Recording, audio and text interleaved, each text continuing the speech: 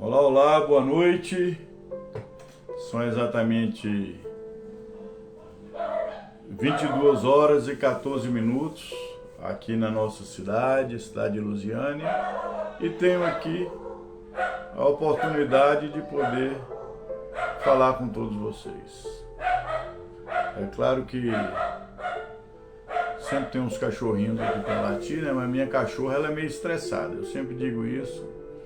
Mas estou aqui para conversar com vocês a respeito de uma coisa que talvez para alguns seja apenas uma palavra de reforço. Eu estou arrumando aqui, gente, porque... Desculpa aí, agora ficou legal. Para alguns uma palavra de reflexão, para outros uma palavra, quem sabe, de reforço, ou quem sabe uma palavra de paz, de harmonia. Mas na verdade a minha intenção aqui é levar a palavra do amor, da paz, do Evangelho segundo o Espiritismo. Como todos sabem, eu sou espírita, né? Que a gente se identifica como espírita. Pelo menos eu busco ser na minha vida, né? A gente vai aprendendo com os erros, com os nossos... Mas a cada dia a gente vai também superando as dificuldades, né? Se eu fechar aqui essa porta, superando todas as dificuldades que a gente tem para poder estar aqui falando deste Evangelho maravilhoso que é o Evangelho de Jesus. Bem, hoje eu vou abrir aqui no capítulo 2 do Evangelho, que fala a respeito da realeza de Jesus. Então nós vamos falar aqui sobre o segundo item do capítulo, que cita uma parte da Bíblia, e que através dessa parte a gente vai então desenvolver aqui não digo um diálogo, porque na verdade é um monólogo, né? Mas ele vai desenvolvendo aqui uma reflexão, uma meditação sobre o Evangelho. Aqui diz o seguinte: o meu reino não é deste mundo. Foi Jesus que falou isso. E aqui no segundo item, que fala no capítulo 2, diz o seguinte: então Pilatos disse-lhe: logo és rei? Pilatos então perguntou a Jesus. Jesus respondeu: tu o dizes. Sou rei, não nasci nem vim a este mundo, a não ser para testemunhar a verdade. Todo aquele que escuta a verdade, escuta a minha voz. Está escrito no livro de João, na Bíblia, capítulo 18, versículo 33, 36 e 37. Então, antes de tudo, vamos pedir aqui aos nossos irmãos da espiritualidade para poder nos permitir falar um pouquinho deste texto, contextualizando, é claro, para a nossa realidade. Mas antes de tudo, vamos fazer uma oração. Pai querido, nós te agradecemos por este momento, nós te agradecemos, ó Pai, pela vida de todas as pessoas que estão neste momento acompanhando esta live, mas queremos agradecer, ó Pai, pelo dom da vida. Queremos agradecer pela paz, pela serenidade, pelo equilíbrio e pedir, ó Pai, para que continue nos orientando através dos seus mensageiros, dos mentores espirituais.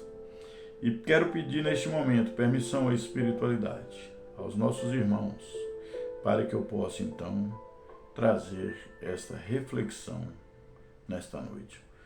Obrigado, Jesus, que assim seja. Bem, gente, nós estamos falando aqui de um assunto bastante... observando o nosso pouco conhecimento sobre a trajetória total de Jesus em sua vida, mas eu quero nesse momento trazer essa parte em que Pilatos, depois de Jesus ter passado por um tribunal judaico, E conduzido então ao governador daquela província, que Pilatos então era um governador romano, daquela província ali na Palestina, e ele, ali na Judéia, ele então perguntou a Jesus, depois de ter dito que não viu maldade naquele homem, perguntou a Jesus se ele era rei. Jesus disse: tu o dizes. E ele diz ainda mais na frente que nasceu para falar a verdade. Todo aquele que se escuta a minha voz conhece a verdade. Pilatos, como governador, e mesmo tendo aquele entendimento, mandou Herodes. Jesus depois voltou e teve todo aquele fator histórico, ou fato histórico da vida de Jesus ali, desde o momento do seu julgamento até a sua crucificação e morte. Roma, como eu disse, dominava toda a Palestina. Então, Roma era um estado forte, poderoso, que dominava então ali toda aquela região. E os judeus eram dominados pelo governo romano. É como você vivesse na sua cidade ou no seu estado e outras pessoas ou no seu país e fosse dominado por outro povo. Foi naquelas circunstâncias que Jesus nasceu, viveu e morreu, sobre o domínio e a predominância de outra nação. Se Pilatos era um governador romano e foi levado a ele a pessoa de Jesus, nós vamos então passar então a refletir sobre, naquela época, aquele acontecimento entrando no contexto histórico. Quero mandar um abraço para a Rosinha, muito obrigado por estar nos acompanhando. Roma dominava a Palestina. Pilatos era então um imperador romano ali na região. Dominava aquela região, na Judéia. E Jesus era um judeu. Jesus era judeu, filho de Maria, de José. E não quero entrar no mérito da história de que o anjo apareceu, nada disso, que Jesus veio de uma virgem e tal. Não é esse hoje o foco da nossa reflexão ou dessa palestra o monólogo qual nós estamos falando. O foco aqui também é quem era Jesus, o que ele fazia, o que ele fez para chegar até Pilatos. Jesus era um judeu, nascido e criado como um judeu, filho de Maria, de José, como eu já disse. E Jesus então era um homem simples. Segundo a história, era de Nazaré, uma cidade simples, do campo. E Jesus era simples e conversava com as pessoas mais simples da sociedade. Mandar um abraço para Heloísa, boa noite. Jesus, então, filho de um judeu, era um judeu, um camponês. Então, até então a história diz que ele era carpinteiro, assim como seu pai, aprendeu a profissão do pai. E como pessoa nascida no meio da simplicidade, no contexto judaico, aprendeu a religião judaica e ali convivia com as pessoas. Jesus convivia com os camponeses. E Jesus ali foi se destacando e começou então, nesse total destaque, ele então passou a ser professor daquelas pessoas. E quando muitos começaram a observar Jesus, a sua diferença, e até que chegou a Pilatos, e Pilatos o perguntou se era rei, que tipo de reinado Jesus veio trazer ao planeta Terra? Eis a questão. Jesus ensinou numa metodologia pedagógica aos nossos dias, E ali ele ensinava com parábolas. Foram mais de 40 parábolas, no total de 44 parábolas, apresentadas pelos evangelistas, Mateus, Marcos, João, Lucas e João. E todos aqueles ensinamentos em forma de parábolas. A metodologia para ensinar um povo simples. E Jesus, então, em sua pedagogia, em seu método de ensinar, um professor, um mestre, ele ensinava aquele povo uma nova realidade, apresentando ao povo um novo reino, o reino dos céus, apresentando àquele povo o mundo espiritual e a vida futura. Olhando o contexto bíblico, Jesus apresentou várias parábolas, mas eu quero citar apenas 4 nesta noite. A parábola do filho pródigo foi uma parábola que se destaca.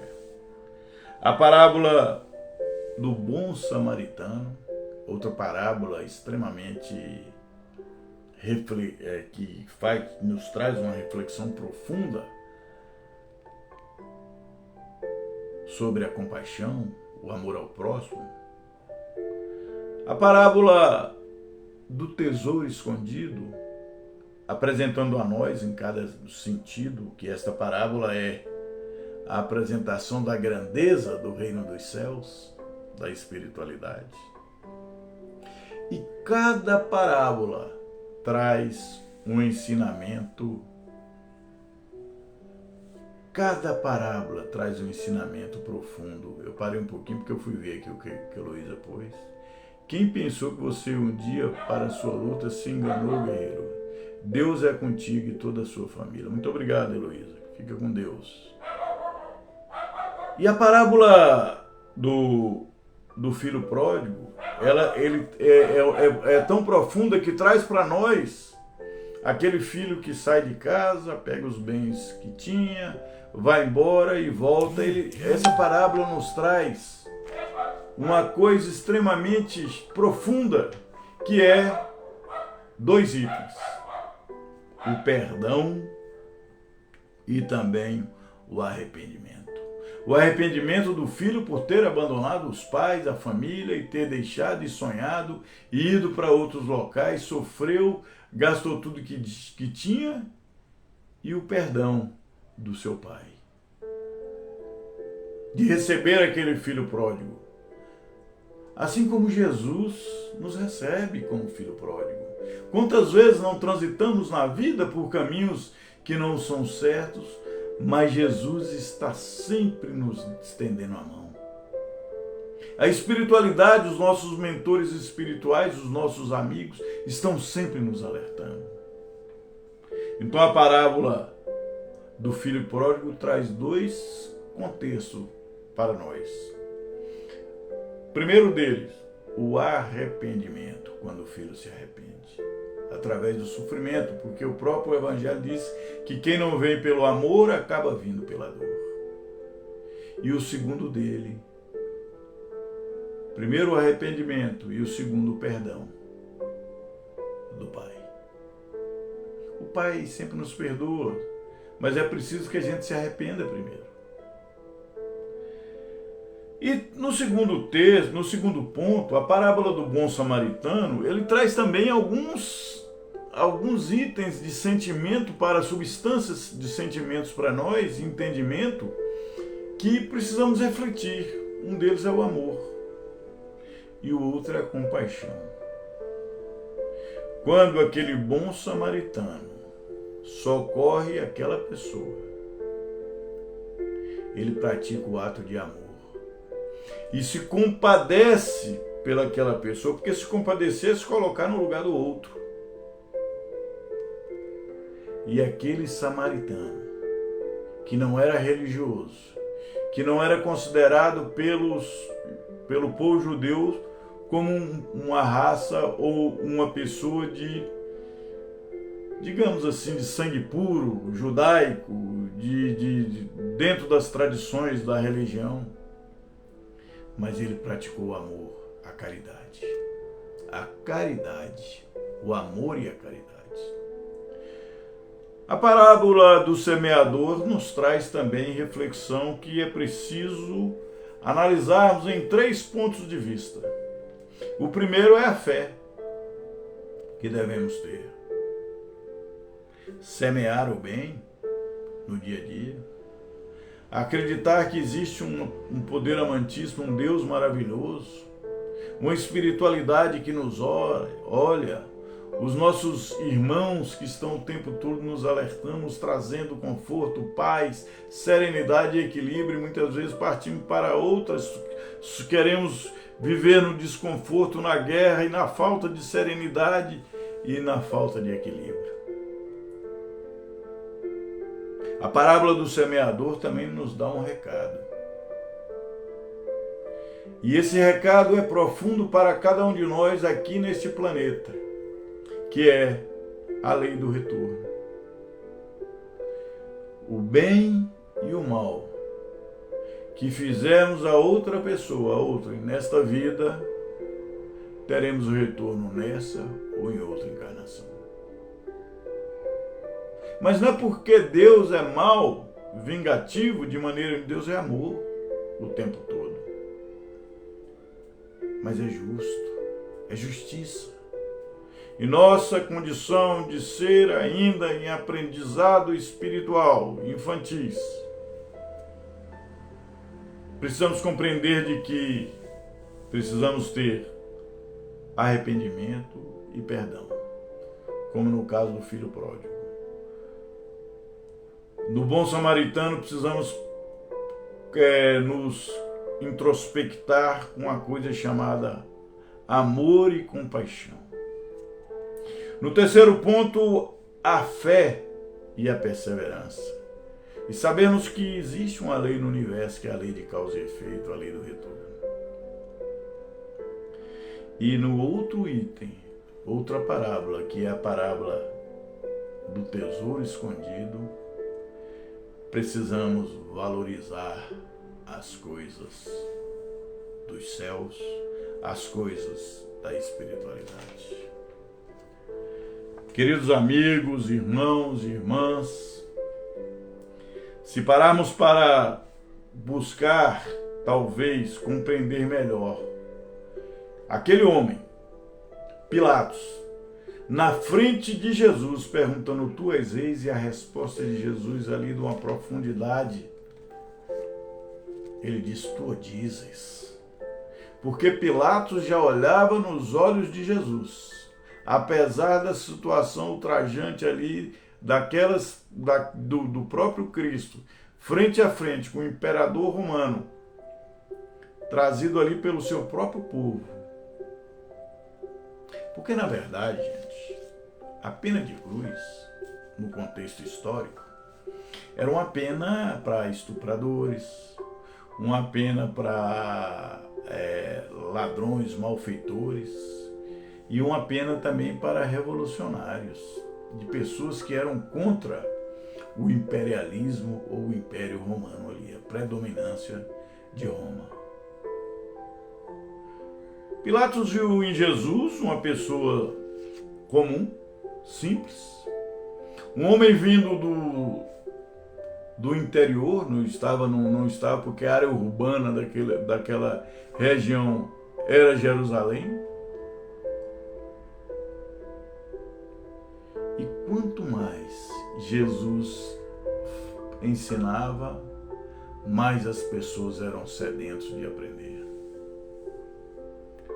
E ele, em suas parábolas, seus ensinamentos, que era um homem simples ensinando para pessoas simples, pessoas sem formação, pessoas rudes, e contextualizando para os nossos dias, quantas vezes nós mesmos não compreendemos até hoje os ensinamentos do Mestre.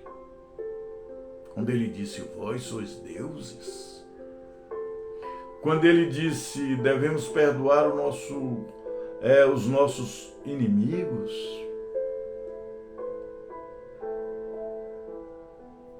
talvez humanamente observando, podemos ter uma interpretação equivocada desses ensinamentos.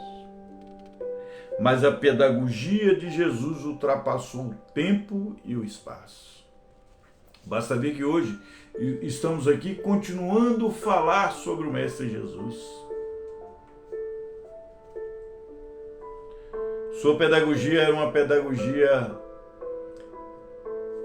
espiritual, iluminada, trazida dos mais profundos rincões da espiritualidade. Jesus veio implantar-se no reino, um reino de amor, um reino de paz, um reino de equilíbrio, um reino de bondade.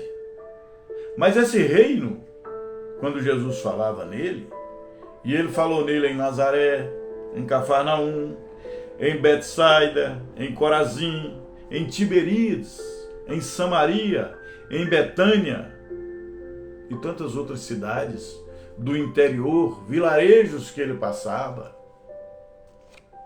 E quando ele passava nos vilarejos que faziam os chamados milagres, as curas, e falava desse reino dos céus, desse maravilhoso reino da vida futura,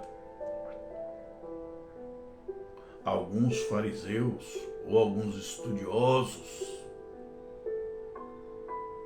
diz: olha, como Jesus, esse tal de Jesus, é um homem do interior, falando para as pessoas do interior, é apenas mais um que aparece aí para criar alguma coisa e criando uma confusão e reunindo pessoas. Talvez na interpretação diz que Jesus se reunia multidões, e nesses pequenas cidades, talvez, desculpa, se formos buscar as multidões, seriam 200, 300 pessoas, talvez, não sei aqui. E nem estou querendo aqui tirar a grandeza dos seus ensinamentos, pelo contrário, eu sou mais um que quero aprender muito mais de Jesus. Ele nasceu em Nazaré, ou ele não em Nazaré, desculpe. Ele foi criado em Nazaré. Falou e pregou em Cafarnaum, em Corazim, em Tiberíades, Samaria, Betânia, Betsafage. Visitou e pregou, praticando os chamados milagres. Mas eram cidades pequenas e vilarejos, e ele, com a sua profundidade, começou e trabalhava de fora para dentro. Quando Jesus chegou em Jerusalém, o grande centro, então, da Judéia, diziam ser, inclusive, a capital da Judéia. E quando ele chegou ali, numa entrada triunfal, montado em um burro, e gritavam aqueles que já tinham ouvido falar de Jesus nas outras cidades e reuniram ali e gritavam: Hosana, filho de Davi. E a vontade daquele povo é que Jesus fosse um rei vingador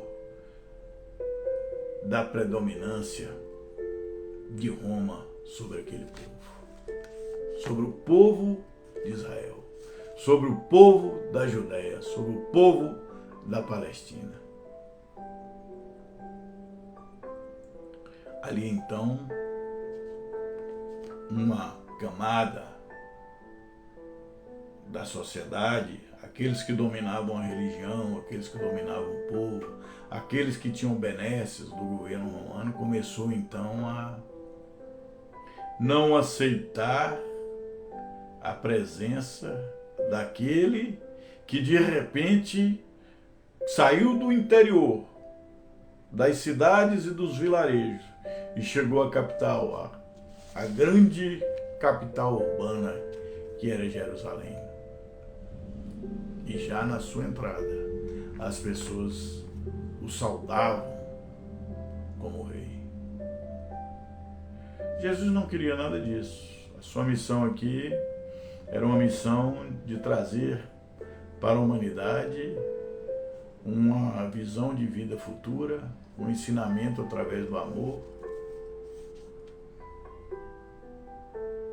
Mas já na entrada de Jerusalém, Jesus, ao entrar no templo, contrariou os interesses de uma ala daquela sociedade que não admitiam ser contrariados. É muito simples essa fala, esse grupo que eram os saduceus. Os saduceus eram os empresários que faziam vendas na sinagoga, no templo. E Jesus, ao entrar no templo, ele disse que lá não era lugar de comércio, que lá era lugar de adoração a Deus. Jesus, logo antes de entrar no templo, curou um cego. E dali já via a ira daqueles que não aceitavam esses chamados milagres na época. Depois da entrada do templo, Jesus, a sua última aparição, foi a última ceia, prisão e morte de cruz. Se nós, olhando nesse contexto histórico, Jesus falou em várias cidades, em vários vilarejos. Chegou a Jerusalém, falou ao povo no templo. Contrariou os interesses daqueles que ganhavam dinheiro através da religião. E dali em diante, ele começou a ser verdadeiramente perseguido pelos donos, ou pelo menos se sentiam donos do povo e do poder. Depois disso, depois da ceia, vem o advento de Judas Iscariotes, o acontecimento, e depois a sua crucificação e a sua ressuscitação.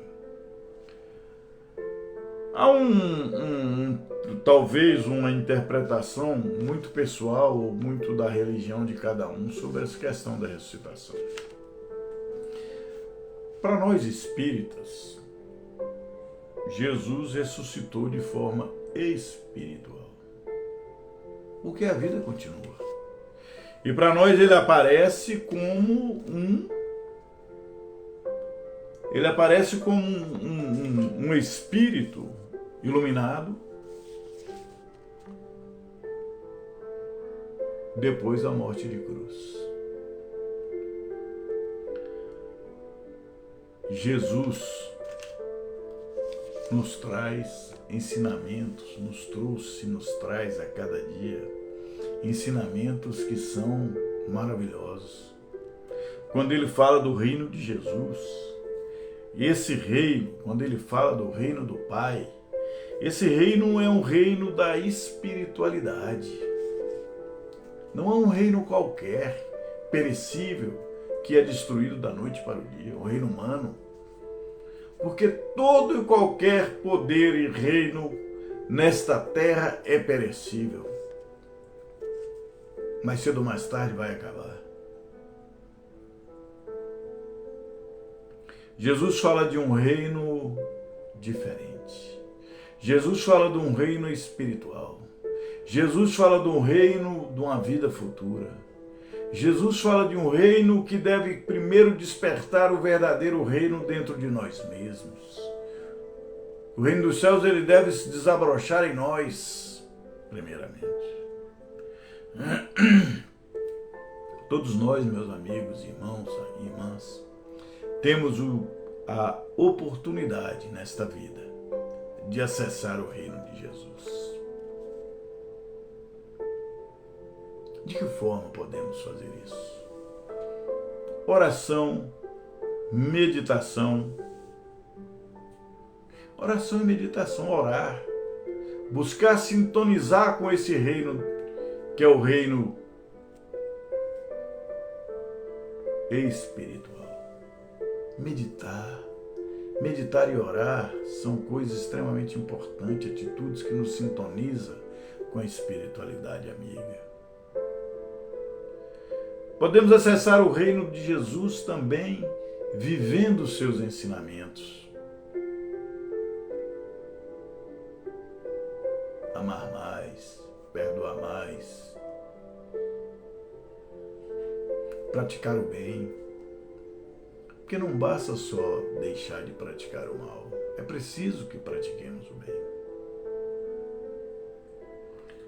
O reino de Jesus é também possível acessar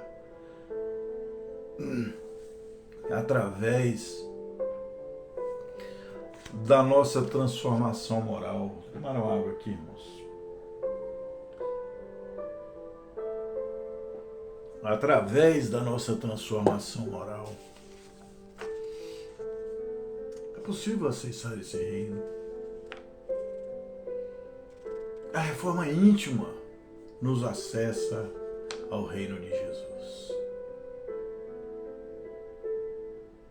Transformação moral, praticar a caridade, amor e a compaixão. Eu sempre falo muito da compaixão. Só é possível seguir os ensinamentos de Jesus se passarmos por esse caminho. Se acessarmos esses portais, que é o amor, a compaixão. Quem ama, perdoa. Quem ama, pratica a caridade.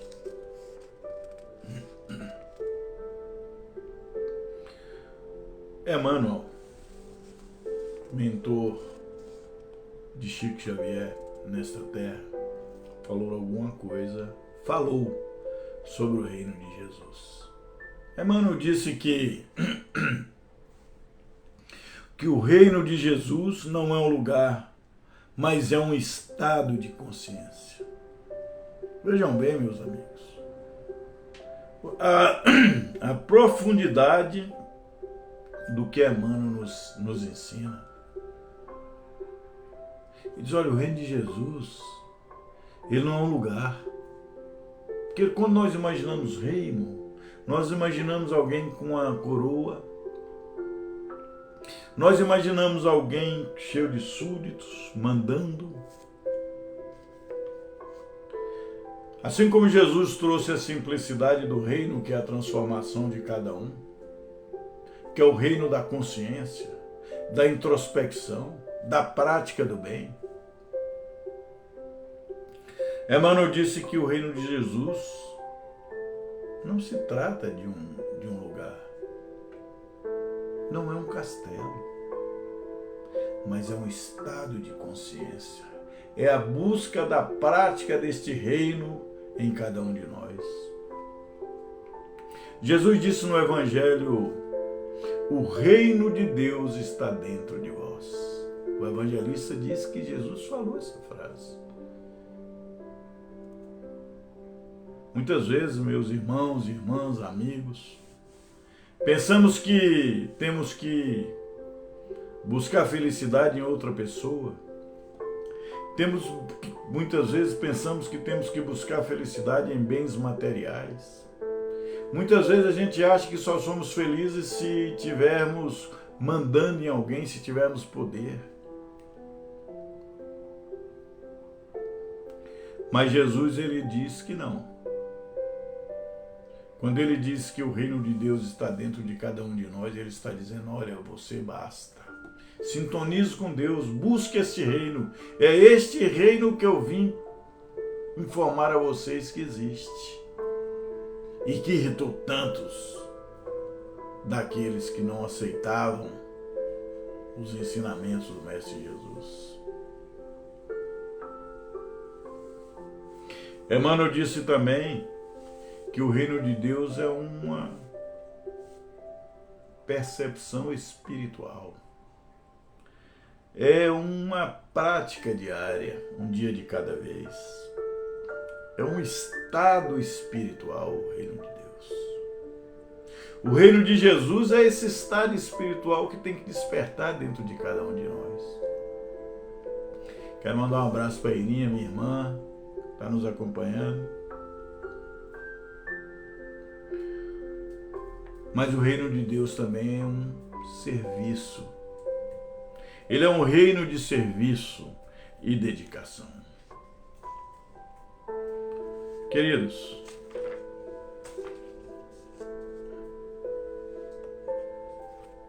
Jesus pregou em vários locais. Ele andou naquela época e falou sobre esse reino. Nós estamos aqui hoje tentando aprender a cada dia um pouquinho deste reino.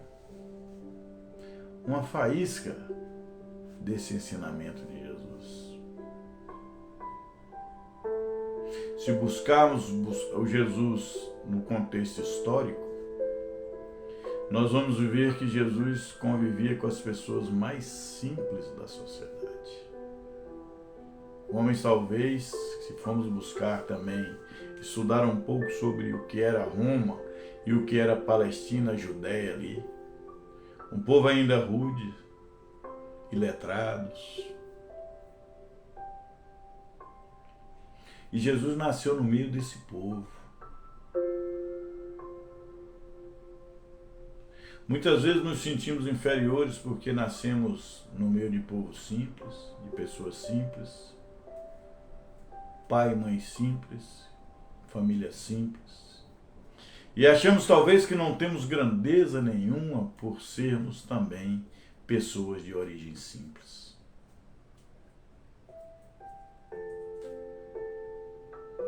Jesus foi, é e continuará sendo grande. Mas ele não nasceu em um palácio. Ele não nasceu no meio de um grupo religioso que fosse talvez mandatário de alguma coisa. Sua profissão, carpinteiro, e ao longo da sua vida se transformou em advogado, médico, um grande estadista.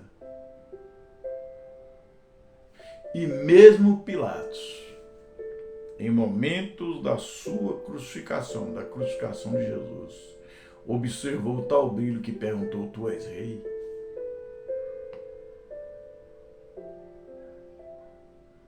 Esse reino que Jesus trouxe para nós é um reino espiritual. É um reino de uma condição de consciência. É um reino muito maior do que qualquer outro reino. Estamos vivendo momentos na nossa sociedade assustadores, onde todas as coisas parecem estarem desordenadas, onde alguns líderes se consideram verdadeiros semideuses.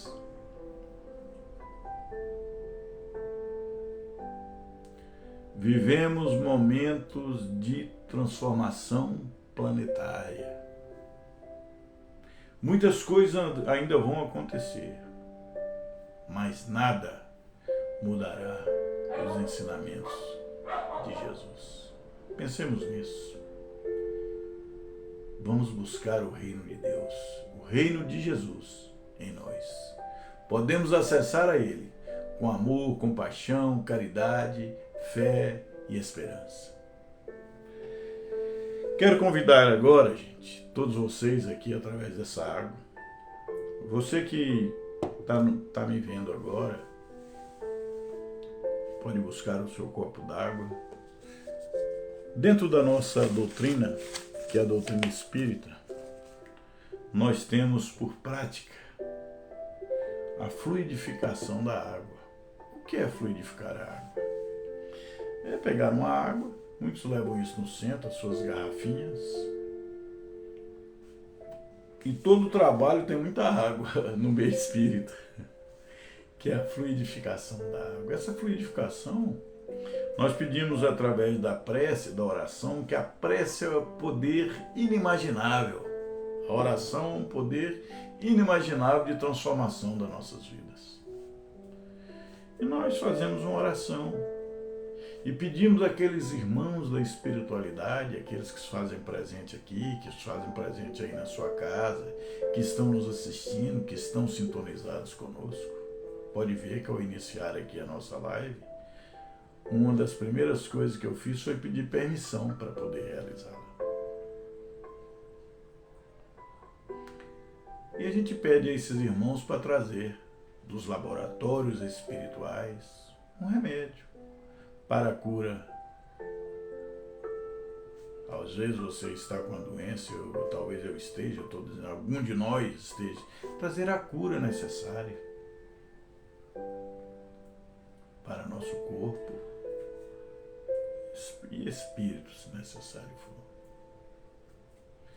Então quero convidar você para baixar a cabeça agora, fechar os seus olhos, aliás, não precisa nem baixar a cabeça. Fechar os seus olhos e junto comigo vamos fazer essa fluidificação da água. Pai querido, nós queremos antes de tudo agradecer pela oportunidade que estamos tendo de poder falar um pouquinho do Evangelho, seu Evangelho, o Evangelho de seu Filho Jesus, para nós. Queremos agradecer por esta noite, por esta luz, por tudo que tens feito em nossa vida.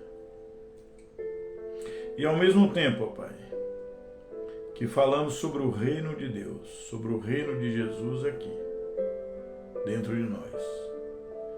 Queremos pedir que mande dos laboratórios espirituais, através de seus mensageiros, os nossos irmãos, o remédio necessário para a cura do corpo e do espírito, se necessário. Que mande que a cada um de nós, através deste líquido, o qual pedimos o remédio, nesta noite, para que a gente possa receber esta cura na nossa vida. Obrigado por tudo, Jesus. Muito obrigado. Que assim seja. Quero agradecer a cada um de vocês. Continue com Deus. Continue com Deus. Um grande abraço.